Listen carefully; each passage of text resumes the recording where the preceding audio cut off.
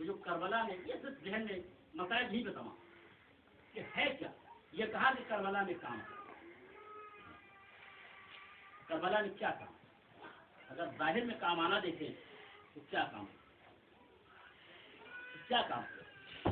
سبھی مارے گئے, پانی خیمے میں نہیں پہنچا, دونوں بازو قلم. پھر کیا رہے گا؟ پھر رہا کیا؟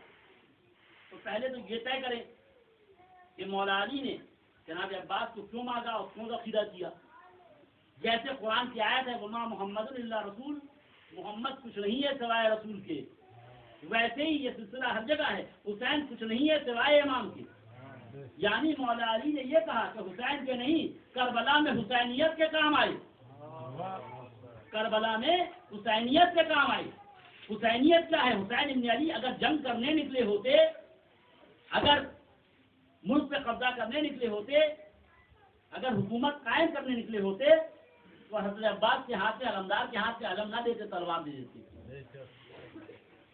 اور میں اپنے اور کربلا ایک ایسا مرکز ہے کہ جو درسگاہ ہے, جہاں سے شجاعت کا بھی درس ملے گا, جہاں سے اطاعت کا بھی درس ملے گا, جہاں سے علم و حلم کا درس ملے گا, جہاں سے صبر کا درس ملے گا. لیکن کربلا میں ایک وفا کا درس, ایک وفا کا کلاس خالی رہ جاتا اگر عباس نہ ہوتے. لازم تھا کہ کوئی ایسا ہو جو اطاعت کی منزل پہ بھی کامل اتر رہا ہو, جو وفا کی منزل پہ بھی کامل اتر رہا ہو. مولا علی نے اسے مانگا جو اس پورے مشن کو, اس پوری درگاہ کو کامل کر دے اور اس منزل پہ ہو کہ جہاں پہ آنے کے بعد عباس کا کردار حسینیت کو کمال پہ پہنچا دے. اس لیے کہ اس دن جو جنگ تھی وہ جنگ اس بات کی تھی کہ دیکھیں اصل حاکم کون ہے, اصل رہبر کون ہے. قرآن کیا ہے کہ اطیعوا اللہ و اطیعوا الرسول و اولی الامر منکم, اطاعت کرو اللہ کی اور اطاعت کرو رسول اور اولی الامر کی. دیکھیے مسئلہ کیا تھا کہ اللہ کی اطاعت کامل طور پہ رسول نے کی, رسول کی اطاعت کامل طور پہ اولی الامر نے کی. تو آپ یہ پتا کریں اطاعت کرو اللہ کی, اطاعت کرو رسول اور اولی الامر کی. اللہ کی اطاعت کامل طور پہ رسول نے کی, رسول کی اطاعت اولی الامر نے کی. لیکن کوئی ایسا تو ہو جو اولی الامر کی کامل اطاعت کرے. یہ آیت کی تعبیر پوری نہ ہوتی اگر کربلا میں عباس اطاعت کی کامل منزل پہ نہ اتر کے حسین کی اطاعت نہ کرتے. کیونکہ اللہ کی اطاعت تو کامل ہو چکی, رسول کی اطاعت کامل ہو چکی. کوئی ایسا تو کمال کے اوپر ہو جو اس منزل پہ ہو کہ جو اطاعت کرے تو اطاعت اولی الامر کی کمال تک پہنچ جائے. تو کربلا میں کوئی ایسا ہونا چاہیے تھا جو اولی الامر کی شناخت کرا دے اور بتا دے کہ یہی اولی الامر ہے. ہم اپنی شجاعت کو ان کے قدموں میں رکھ کر اور ان کی اطاعت کر کے بتا رہے ہیں کہ ہر انسان چاہتا ہے کہ ہنر کو ہر چیز پامال ہو جائے, ہنر پامال نہ ہو, اور ہنر کی منزل میں آئے تو استاد سے بھی اختلاف کر لیتا ہے. جناب عباس کا ہنر ہے شجاعت. جناب عباس کے شاگرد جنگ کر رہے ہیں, عباس جنگ نہیں کر رہے ہیں. یعنی کربلا میں یہ بتایا جا رہا ہے کہ یہ جنگ جو ہے وہ خواہشات نفس کے لیے نہیں کی جا رہی, اطاعت کے لیے کی جا رہی ہے. اور یہ نہ ہوتا اگر وہ واقعات نظروں کے سامنے نہ ہوتا. جنگ سیکنڈ ورلڈ وار میں, یہ کتابوں میں لوگوں نے لکھا ہے, سیکنڈ ورلڈ وار میں جب انگلینڈ کی فوج کربلا سے گزر رہی ہے تو وہاں کے اوپر کمانڈر نے اپنے فوجیوں کو یہ کہا کہ اس روزے کے اوپر سلام کرو. جب جناب عباس کے روزے سے گزرے کہا کہ اسے سلام کرو. تو فوجیوں نے سلام کیا اور آگے بڑھ گئے. پوچھا, بات نہیں کیا, آپ نے کیوں اس پہ سیلوٹ دلوایا, کیوں سلام کروایا؟ تو وہ کہتے ہیں کہ یہ ایک فوجی تھا اور زبردست شجاع تھا. عرب میں لوگ اس کے نام سے کانپتے تھے. اس نے یوں انگڑائی شب عاشورہ لی تو ذرا ٹوٹ گئے, لیکن اس نے کربلا کے دن تلوار نہیں نکالی. اچھا, فوجیوں کا بڑا مقصد یہ ہوتا ہے کہ وہ تلوار نکالیں گے. شجاعت کی منزل میں انسان کو روک نہیں پاتا. شجاعت کے ساتھ اطاعت کا ہونا بڑا مشکل ہے.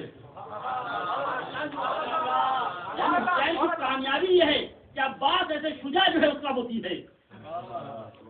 میں تو شجاعت کی منزل میں اطاعت بڑی مشکل ہوتی ہے. وہ فوجی جب آگے نکل گئے اور پھر پوچھا کہ آپ نے کیوں سلام کروایا اس کا کو, تو فوجی ہیں, وہ فوج کو بہتر جانتے ہیں, فوج کے مزاج کو بہتر جانتے ہیں, وہ بندوق اور تلوار کے مزاج کو بہتر جانتے ہیں اور اپنے قوت بازو کو بہتر جانتے ہیں. جب کمانڈر نے یہ کہا کہ یہ فلاں شخص تھا جس کے پاس ایسی شجاعت تھی اور اس نے صرف اپنے کمانڈر کے کہنے کے اوپر تلوار نہیں نکالی, تو وہ فوجی کہتے ہیں کہ ابھی تک جو ہم نے سلام کیا تھا وہ آپ کے حکم سے کیا تھا, اب اپنی مرضی سے سلام کر کے بتائیں گے تم قابل سلام ہو.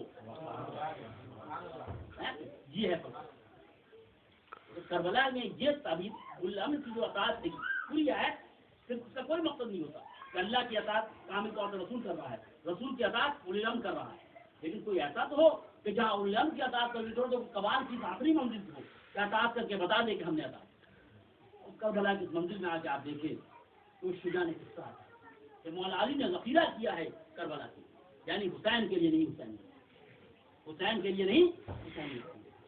لیکن جب بھی کسی منزل پہ ابو الفضل کو دیکھتے تھے تو صفین کا مقام ہے اور امام حسین کو پیاس لگی، صفین میں امام حسین کو پیاس لگی ہے۔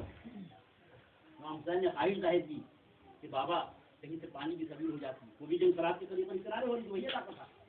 جناب عباس گئے، مشکیزہ سر پہ رکھتے ہوئے پانی کا لے کے آئے۔ کسی نے کہا کہ دیکھیے سرخرا بھائی کی اطاعت کر رہا ہے، پیاس لگی اور پانی لے کے آیا، لیکن مولا نے جب منظر کو دیکھا تو رونا شروع کیا۔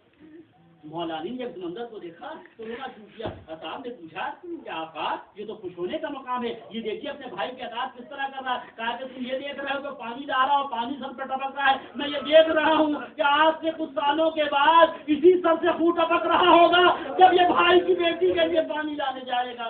جزاکم ربکم، اب وہ بھی دن آ چکا ہے کہ جس دن وہ منزل ہے کہ جس دن کے لیے ذخیرہ کیا تھا، وہ شب عاشورہ آئی۔ جناب زہیر کہتے ہیں عباس تمہیں معلوم ہے کہ تمہارے بابا نے تمہیں کس لیے ذخیرہ کیا تھا؟ تو جناب عباس سے ہمرائی نہیں تو ذرا ٹوٹ گئی اور کہا کہ ابھی صبح تو ہونے دو، میں اپنے شجاعت کے جوہر دکھاتا ہوں۔ لیکن ہائے کہ شب عاشورہ نمودار ہوئی تو وہ شجاع جس کے شجاعت کے چرچے عرب میں تھے، اس کے ہاتھ میں مولا نے علم دے دیا۔ اب وہ علم لیے کھڑے ہیں، ارے گوشت کے پالے ان کے شاگرد جنگ کرتے جا رہے ہیں، ارے جنگ ہوتی رہی، سبھی مارے جاتے رہے، قاسم بھی مارے گئے اور محمد بھی مارے گئے۔ اب اس کے بعد علمدار کہتے ہیں آنے کے بعد کہا کہ مولا آپ کو مرنے کی اجازت دیجیے، ہمارے گوشت کے پالے مارے گئے، ہمارے گوشت کے پروردہ مارے گئے، ہمارے شاگرد مارے گئے۔ مولا کہتے ہیں میں تمہیں کیسے اجازت دوں، تم ہمارے لشکر کے علمدار ہو۔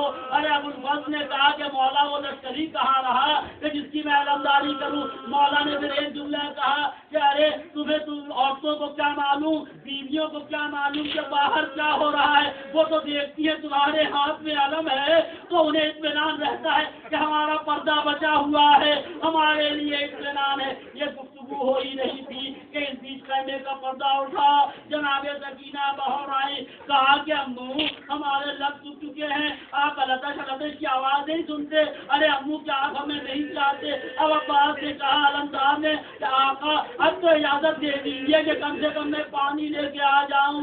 جب یہ اصرار دیکھا تو مولا نے کہا اگر کر سکتے ہو تو جاؤ پانی کی سبیل کرو۔ ارے جناب عباس نے کہا بیٹی سکینہ جاؤ مشکیزہ لے کے آؤ۔ جناب سکینہ خیمے میں آئی، مشکیزہ لیا، بچوں نے دیکھا بیوی مشکیزہ لے رہی ہے، بچے گر جمع ہو گئے، کہا بیوی کہاں جا رہی؟ کہا کہ ہمارا چچا پانی لینے جا رہا ہے۔